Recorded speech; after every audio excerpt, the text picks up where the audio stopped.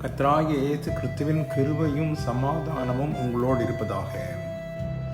இந்த ஏழை கூப்பிட்டான், கர்த்தர் கேட்டு அவனை அவன் இடுக்கண்களுக்கெல்லாம் நீங்களாக்கி ரட்சித்தார். சங்கீதம் 34 அதிகாரம் 6 வேத வசனத்திலே கூறப்பட்ட ஏழை அல்லது சிறுமைப்பட்டவன் அல்லது உபத்திரவப்பட்டவன் என்ற நிலையிலே காணப்படும் மக்களை குறித்து ஆண்டவர் கூறுகிறார். இந்த சமுதாயத்திலே பெரும்பான்மையோர் அப்படிப்பட்ட நிலையில்தான் வாழ்ந்து கொண்டிருக்கிறார்கள்.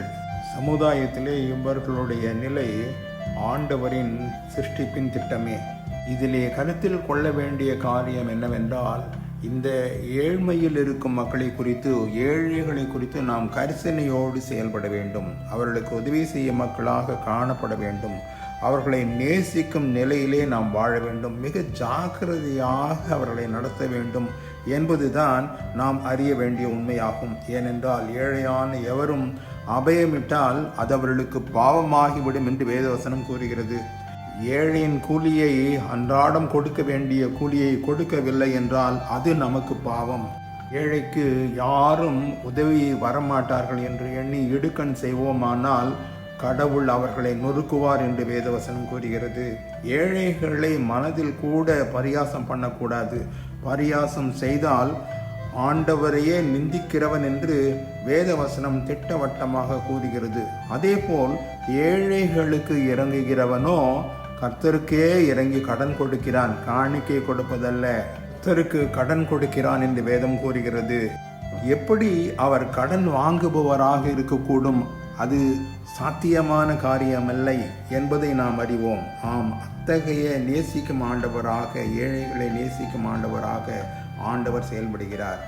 ஏழைகளை குறித்து நாம் எந்த நிலையில் செயல்பட்டாலும் ஆண்டவர் அவர்கள் கூப்பிடுதலை கேட்கிறார் என்று வேதவசனம் திட்டவட்டமாக கூறுகிறது. செல்வந்தர்களின் கூப்பிடுதலை அல்ல, ஏழைகளின் கூப்பிடுதலை கேட்கிறார். கேட்கும் அவர் 1 அல்லது 2 அல்ல, எல்லா இடுக்கண்களுக்கும், அபய குரலுக்கும், தொல்லைகளுக்கும், கலக்கங்களுக்கும், துன்பங்களுக்கும் மீட்டு ரட்சிக்கிறார். நாம் எந்த நிலையில் இருக்கிறோம்?